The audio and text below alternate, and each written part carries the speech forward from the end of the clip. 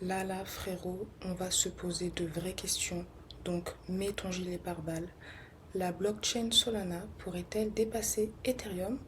On va aussi revenir sur plusieurs bracos qui sont en train de se dérouler sur un nouveau réseau social qui fait fureur. Je vais te partager un outil d'analyse blockchain extrêmement puissant pour analyser et traquer le portefeuille des baleines. Enfin, on va parler d'une arnaque qui pourrait bien te faire perdre toutes tes cryptos. Tu l'as compris, là on arrive calibré avec notre savoir. Mais avant de commencer, je t'invite à t'abonner à la newsletter quotidienne parce que chaque jour, je te partage un condensé de l'actu crypto et quelques analyses pour se préparer au mieux au prochain bullrun. Et si tu débutes, inscris-toi à cette formation 100% gratuite où je vais te partager les bases pour débuter en crypto. La formation devrait être lancée très prochainement. Là, c'est la waiting list. Et avant de commencer, tu connais le rituel. On va tirer au sort ensemble les deux grands gagnants du NFT de la collection 1000 Merci que j'ai créé pour remercier toutes les personnes qui donnent de la force en partageant des commentaires sous les vidéos. Ça fait plaisir les rêves, vous savez, surtout en bear market où l'intérêt est au plus bas. Premier grand gagnant, félicitations à toi et merci pour la force. Deuxième grand gagnant, félicitations à toi et merci pour la force. Bon là, le marché est plat, donc cet NFT n'a pas d'utilité, mais t'inquiète pas qu'au prochain bullrun, il en aura énormément. Donc si vous faites partie des grands gagnants, vous pouvez m'envoyer une adresse ERC20 par mail pour que je puisse vous envoyer le NFT. Maintenant tu connais. Si tu connais pas, chaque semaine, on revient ensemble sur l'actualité la plus croustillante autour des crypto-monnaies. Si ce sont des sujets qui éveillent ta curiosité et ou te passionnent de manière incommensurable, tu sais ce qu'il te reste à faire. Maintenant, mets-toi en mode zépo, boisson sur le tech, et c'est parti frérot, on commence.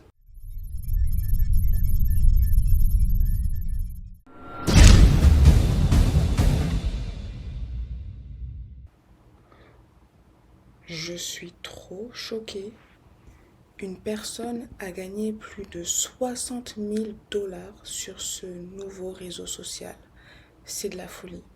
On parle de FriendTech.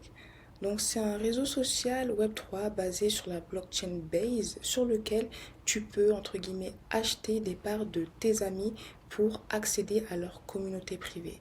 Et à chaque fois que des parts de ta communauté s'achètent et se revendent, tu reçois 5% des frais de transaction que les utilisateurs payent. Et plus les gens achètent tes parts, plus celles-ci augmentent en valeur et inversement, plus tes parts sont vendues, plus celles-ci baissent en valeur. Actuellement, le réseau social est sur invitation et cette semaine, il a connu un engouement fulgurant, même s'il y a certaines personnes qui ont mis en exergue plusieurs red flags. Parmi eux, pour t'inscrire, tu dois absolument connecter non seulement ton compte Twitter, mais aussi un compte mail ou un numéro de téléphone. En plus de ça, il n'y a pas de politique de confidentialité à l'heure où je parle. Donc ça peut être risqué, on ne sait pas comment tes données vont être gérées. L'autre point, c'est que FriendTech n'a à ce jour aucune application, donc ils peuvent contourner le règlement de l'App Store qui vise à protéger les utilisateurs. C'est d'autant plus alarmant qu'avant de t'inscrire, on te force littéralement à rajouter FriendTech sur l'écran d'accueil de ton téléphone. Enfin, on a appris que les données de toutes les personnes qui s'étaient inscrites sur FriendTech étaient accessibles publiquement. Malgré ces éléments assez troublants, il y a quelques faits notables à mentionner. Premièrement, c'est qu'il y a CoinGecko qui a rajouté une nouvelle catégorie FriendTech sur son site et on fait face à un phénomène assez surprenant parce que là, on a un cas de tokenisation du caractère social d'une personne en fait. L'autre fait notable, c'est qu'il y a le CEO de Y Combinator. Donc Y Combinator, c'est, il me semble, le plus gros incubateur startup au monde qui s'est inscrit sur FriendTech. Et on voit que le réseau social a dépassé les frontières de la crypto car on a pu voir qu'il y a même des personnalités dans le monde du sport ou même des influenceuses OnlyFans qui se sont inscrites sur ce réseau social. Le dernier élément notable que je voulais te partager, c'est que cette semaine, on avait également appris que Paradigm a décidé d'investir dans FriendTech. Et suite à cette annonce, le nombre d'acheteurs est monté en flèche, comme tu peux le voir sur ce graphique.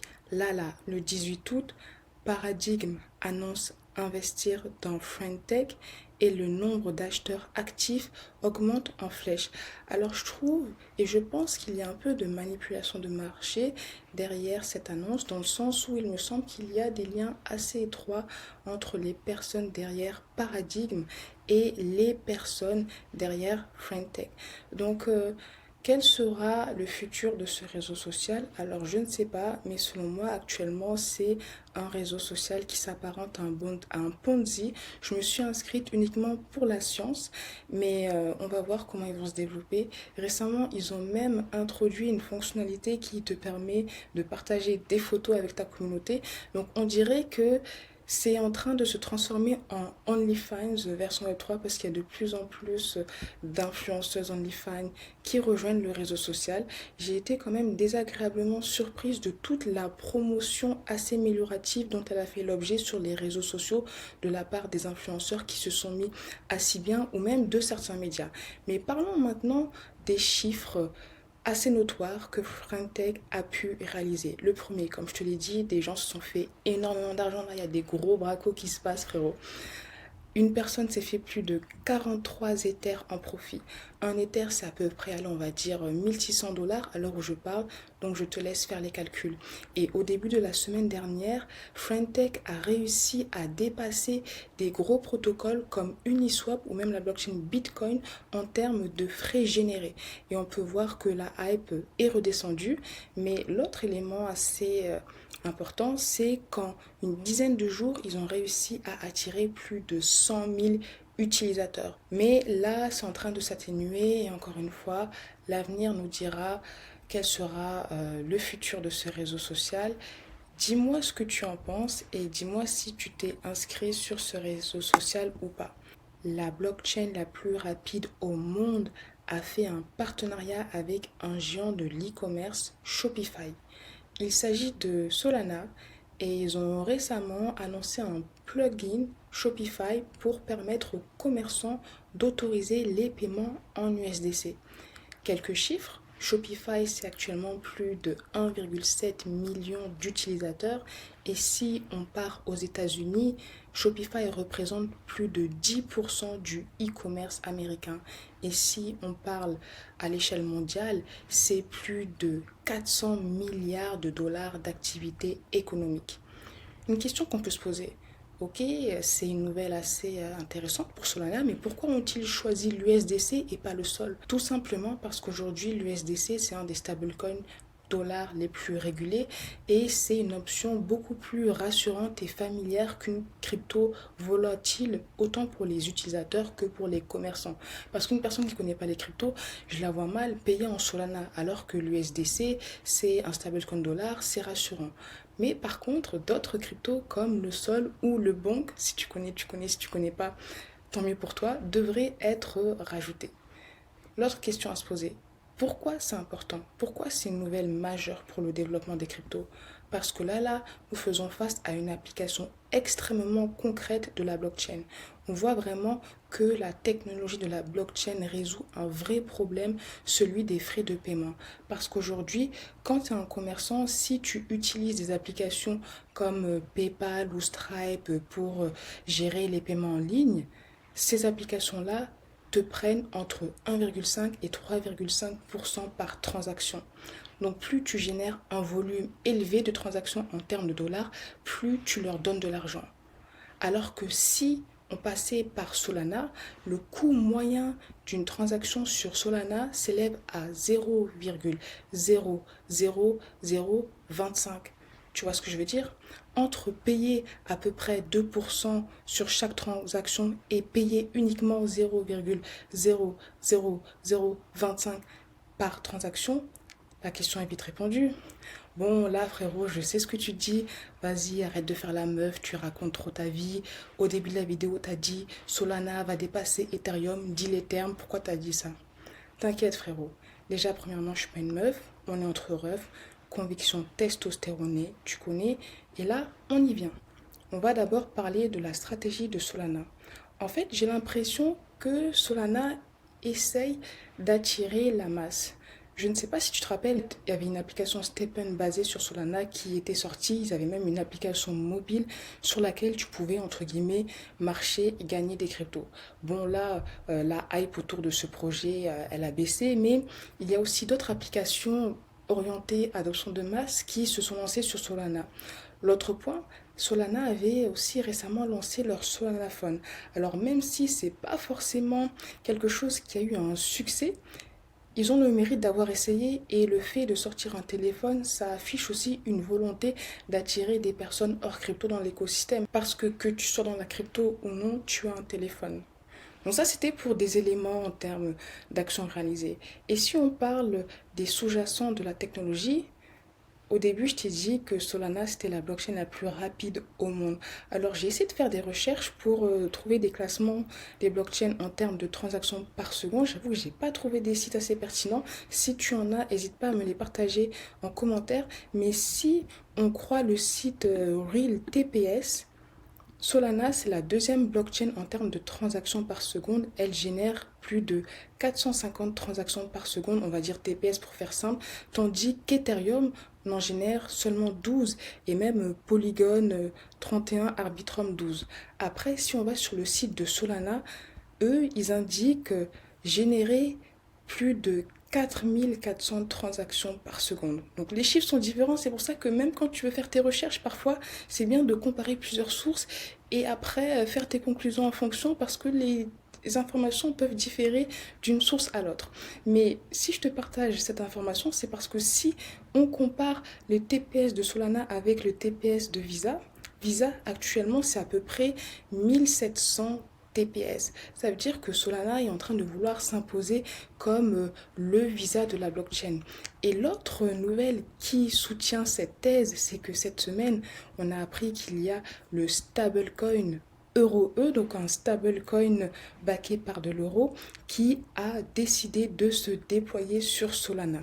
Donc l'EUROE, c'est un stablecoin qui est validé par Mika, donc ça c'est cool.